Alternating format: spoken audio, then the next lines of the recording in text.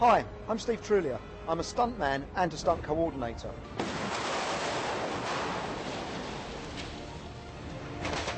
A stunt coordinator's job is very different from a stunt performer's. We'd have to look at a budget, design the stunts, read the script and design something that the director wants to see. Our work is extremely varied. We could be crashing cars, being set on fire or jumping from the top of tall buildings, sometimes all in the same day. It really is very, very exciting and very interesting work.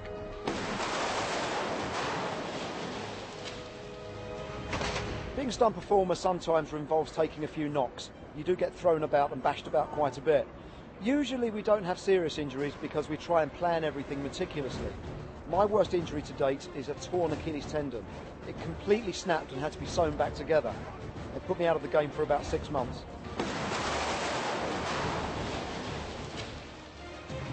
My favourite stunt, by far, is the one in The Spy Who Loved Me, where Roger Moore's character skis off the edge of a cliff. We think he's going to die, but his rucksack turns out to be a parachute. He pops the parachute open and it turns out to be a Union Jack, and he floats safely to escape from the villains. People often ask about actors and actresses doing their own stunts. In this day and age, there are a lot of fit people out there that want to do their own stuff, and some of that stuff can be done by them. We try to keep them as safe as possible, and in many cases, when something is too far, a step too far, we put a stunt double in. But we allow actors and actresses to do as much as insurance will allow in this day and age, and usually that's not as much as you might imagine.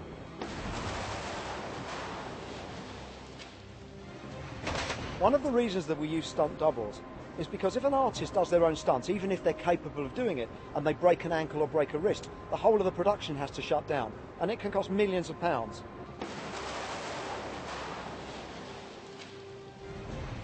Putting stunts to one side, my advice to anyone that wants to get into the film industry is to try and get some work for a production company that makes films. Start off as a runner, do anything you can. Learn to get on with people, learn the craft, have an interest in film, watch films, find out who the director was. And basically, if you get a job like that, make yourself as useful as possible. I'm paid for the stunt work that I do by the production company that employs me. On top of that, I get repeat fees. So if a film reaches a certain level, I get paid again. If a television show gets shown again or sold overseas, I get repeat fees. One of the things that's damaging our industry is copyright theft. When people fake DVDs and sell faked DVDs, that's income that doesn't get to people like me who work in the industry. It's not so bad for a stunt coordinator, but for a stunt performer, beyond a certain age, you can't work anymore. That is our pension plan.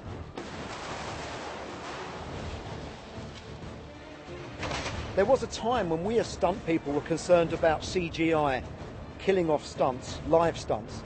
The opposite's true now. Viewers love to see real stunt people doing real stunts. The biggest threat now is knockoff DVDs. Those DVDs are costing the industry a fortune, and that's money that would have been reinvested into making more films and giving us all more work.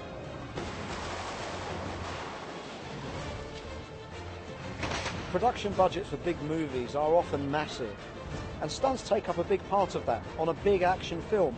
Some stunts can cost literally millions, and all of that goes into the cost of a DVD. Hopefully it goes into your viewing pleasure as well.